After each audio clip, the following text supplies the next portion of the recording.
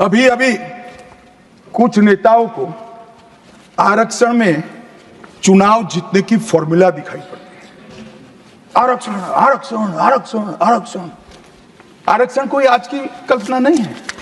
हमारे संविधान निर्माताओं ने की आर्टिकल 15 और 16 में एससी, एसटी और ओबीसी को आरक्षण का प्रोविजन किया गया। मान्यवर, ये मूल प्रोविजन है, कोई नया नहीं है। इतनी जोर से आरक्षण आरक्षण आरक्षण कर कर छाती चौड़ी कर कर चिल्लाते। आज मैं बताना चाहता हूं कि कांग्रेस पार्टी किस प्रकार से आरक्षण विरोधी पार्टी है। मान्यवर, इनका कहना और करना दोनों अलग है। मान्यवर, आरक्षण के लिए नेहरू जी के उद्गार अंत में मैं बताऊंगा, परंतु ओबीसी को आरक्षण देने के लिए 1995 में 55 में काका साहेब कालेलकर कमीशन बना। मान्यवर, इसका रिपोर्ट कहां है? दोनों सदन के रिकॉर्ड पर मैंने ढूंढा, कहीं नहीं, बुला दिया गया। क्यों? क्योंकि ओबीसी को आरक्षण मिलता था। बैठिए बैठिए बैठिए ना, मैं प्रक्रिया बताता हूं। अर्ध सत्य नहीं बोलता हूं भाई। एक सेकंड,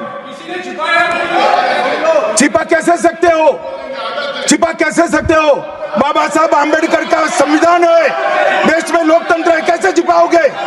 मान्यवर, कोई भी रिपोर्ट आता है, कोई भी रिपोर्ट आता है, अरे सुनो, कोई भी रिपोर्ट आता है उसको कैबिनेट के सामने रखना पड़ता है। फिर इस पर कार्यवाही जो की उसकी रिपोर्ट के साथ संसद के सामने रखना है। सही कह रहे हैं, उन्होंने संसद में लाने की जगह पुस्तकालय में रख दिया। ओबीसी का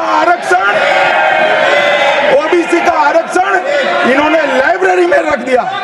और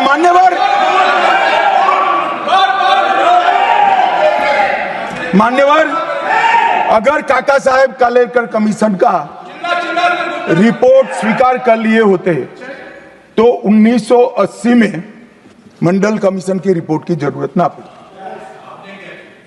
मंडल कमीशन का रिपोर्ट कमीशन ही इसलिए बनाया गया क्योंकि काका साहेब कालेलकर कमीशन का रिपोर्ट स्वीकारा नहीं, और 80 में मंडल कमीशन का भी रिपोर्ट आ गया, किसी ने इसका अमल नहीं किया।